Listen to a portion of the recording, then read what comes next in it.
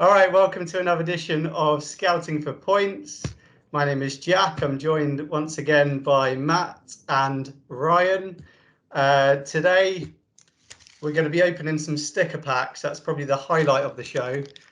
So without any further ado, should we open some stickers? Bring on the stickers. I feel 8 again, Jack. Okay, so some guides to how we go about this. We open the packs and we'll go around the room. All right, we'll start with Ryan. We'll move on to Matt and then me, and then we'll snake back around. We're going to open these packets and see if these players have any fantasy value. Really, just a quick update on the player and whether you consider putting them in your watch list. Not consider them at all, or to put them in your team. Are you ready? I know you guys want to be touching these physical things, but let's do this. All right, it's real life. Sticking on your feet. Satisfying tear, Jack. Come on. All right. The first thing you need to know is 1, 2, 3, 4, 5 in a pack. Ooh. And Ryan, you're up first. You have 30 seconds to tell me. Hopefully, it's got the player name on the back, because I may not know these players, to be honest with you. Give it a go. Come on. All right. It does have the players on them, you'll be pleased to know. 30 seconds to tell me fantasy value of Thiago Silva. I would consider putting him in if he's not injured. All right, that was really quick. Fantastic. Oh, we've got a shiny for you, Matt. Whoa. This one is. I'm just going to say maybe try and fill out 30 seconds with this one. You should be able to. So your shiny is Kevin De Bruyne. Wow. We're not worthy. We're not worthy. What can I say? The Belgian maestro just returned back from injury, played 180 minutes the last 2 games, looks really sharp. I predict he'll be playing pretty much every minute the remainder of City's campaign, and maybe win them 2, 3, possibly 4 trophies. Brilliant. Would you put him in? Well, I've got 3 City players at the moment, so yeah, maybe one have to come out for him, but we shall see. Sorry, I quite like that little countdown thing. I think this is a good opportunity to ask Matt about his encounter with Rachel Riley and how that actually came about. Oh dear. Well, she's a red, isn't she? So it was an accountancy do 3 years ago now. All right, so my player is 30 seconds, and I probably won't need this long to talk about Wes Morgan. Oh dear. Well, he doesn't play.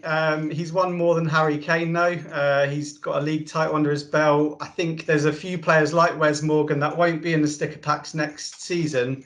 And I think there's not really much else to say apart from he has no fantasy value. Moving on, we're going to go back to Ryan. And Ryan, more of a challenging one here. Your player is Joe Bryant. Okay, so left back for Fulham. He played yesterday, and he played fairly well. Fulham are in decent form, but they don't really keep that many clean sheets. I don't know if this is a team sticker, but there's 2 players on it. All right, you have 30 seconds to talk about potential signings for Leicester City. Oh, so that's Maddison and is that Ndidi? No, it's Mendy, I think. Mendy. Leicester not in good form. I've been stung this game week putting in Vardy, expecting to get a few goals. I don't think they're going to make the top 4, unfortunately. I think with Barnes and Maddison both out, they're pretty instrumental to them and their side. Yeah, just a bit of a tough patch, really. So I, at the moment, wouldn't recommend putting in Leicester players.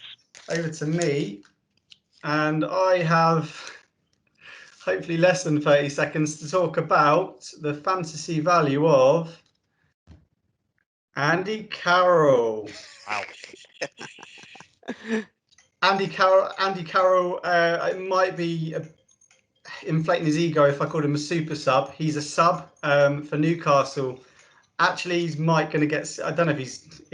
I think he's fit. He's never fit, but if he is fit, he has a chance of playing some minutes with Sam Maximum injured, Joel Linton just being awful, Callum Wilson being injured. Like, if he's not starting, there's a problem. Maybe he could be one for the watch list. Ryan, I like this one, probably because of his name. 30 seconds to talk about Solomon March. Okay.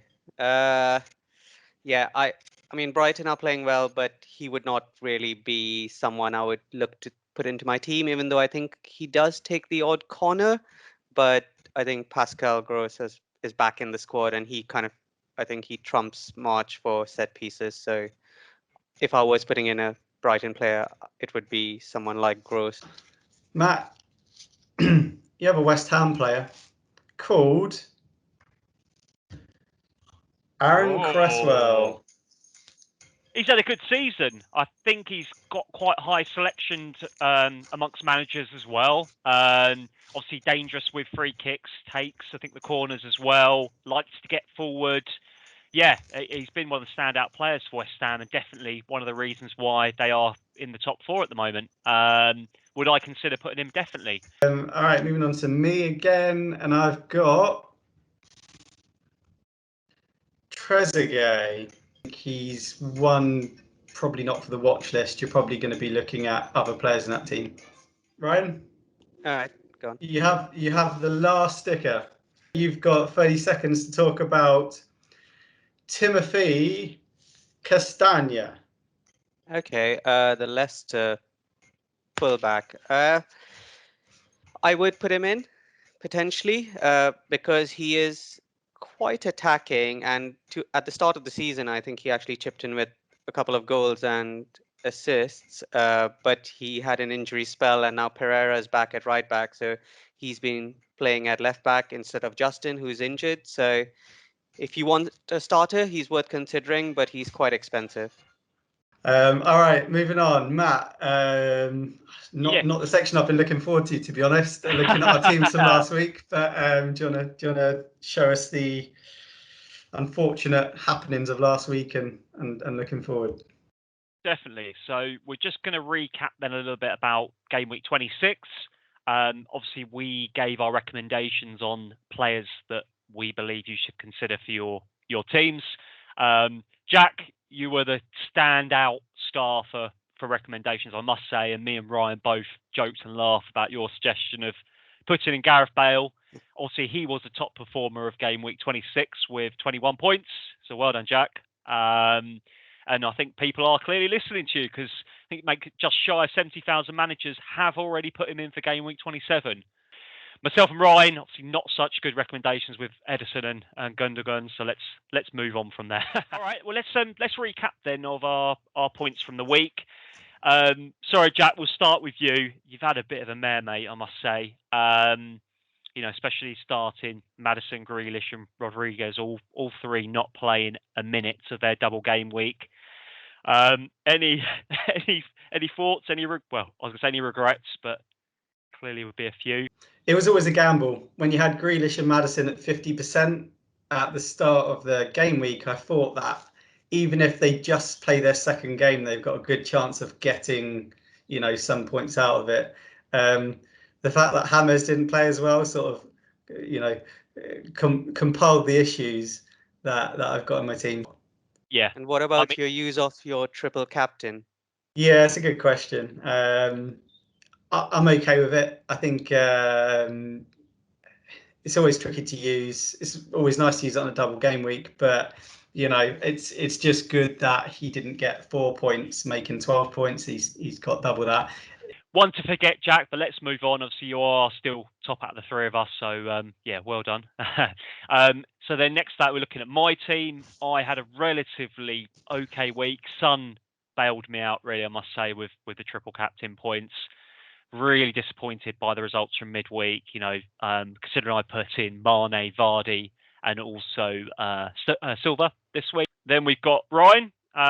You've had a pretty good game week. However, you did make 4 changes, so that did cost you 12 points. Can you talk me through some of the positive regrets of your team choice? I mean, I guess in terms of positivity, I was very happy with Guaita.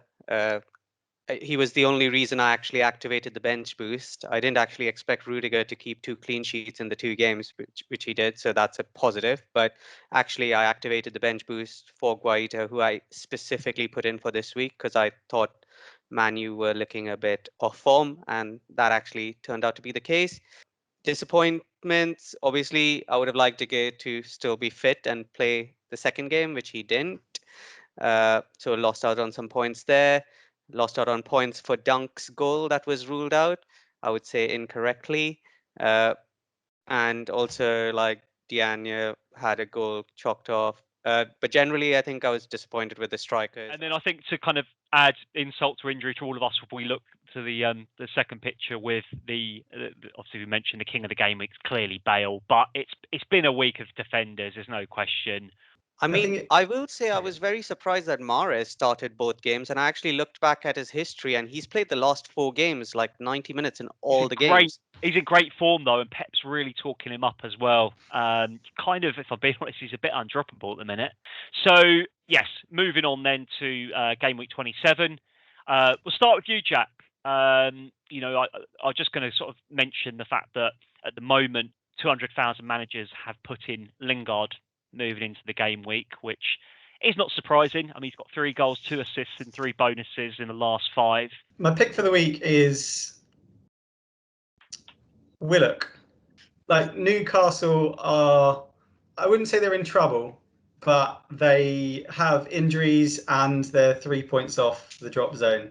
I think they need a result in the next 2 games because of the position they're in. But Willock, for me, he's an attacking player, and with the amount of injuries that Newcastle have got, he's definitely going to play, and I can see him getting a goal or assist. Brian, who's your pick for the week?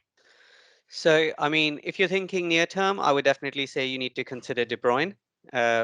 Obviously, a lot of people would have taken him out when he got injured, but he's back and he's playing. So the more obvious choice to consider. Long term, so again, a player we've touched on, Lingard. But I'm going to go for Pepe for Arsenal. Again, we've touched on the fact that for game week 29, Arsenal have a game. He's also showing a little bit more form. He's playing 90 minutes as well, which he wasn't at the start of the season. And he's chipped in with, 3 goals, 3 bonuses and assists in the last 6. So I think it's perhaps a good time to consider Pepe. Okay, so for those that haven't actually been on it yet, we've got our own website, scoutingforpoints.com, where we actually load up a lot of our predictions, our teams, results. You can see them in this corner. And yeah, you can also access these videos on the site. So yeah, moving on to the predictions. So we've only done this for 1 week, and at the moment, I am leading based on game week 26. We've had 17 games in game week 26, and I've got 10 of the results right. So that's a win rate of 59%, which I'm quite happy with. Jack, you've got work to do. Win rate of 29%. Doesn't look good, does it? 29%. No, it does not. Need a random number generator to do better than that, I think. Yeah. But in terms of, so we covered off some of these fixtures earlier on, but looking at the rest of the results, I think the only shock result really was Liverpool-Chelsea, where all of us went for Liverpool and Chelsea actually came out victor. Here's game week 27. So I'm going to focus on 4 fixtures. So first is Midland Derby, Aston Villa versus Wolves. We've actually all predicted different outcomes, which maybe shows just how close the league is at the moment. And in terms of form as well, there isn't really that much separating these players. Both teams will struggle to score. So Matt, I mean, is there any particular reason you went for a draw?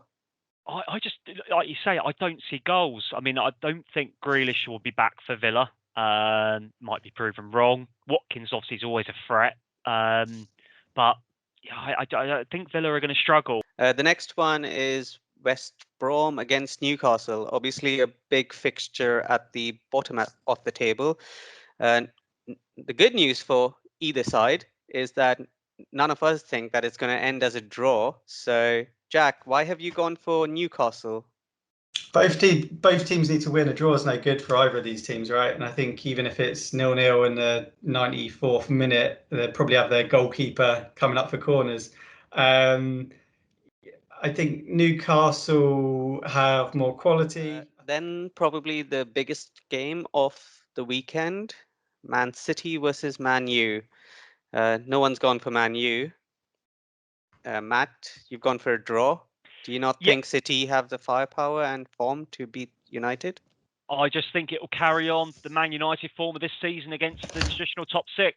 You know, a lot of draws, not scoring, not leaking, and I think this will be much the same. And the last fixture I want to look at is Chelsea versus Everton, purely because Everton are obviously trying to get into the top four, and Chelsea are probably holding that fourth spot right now.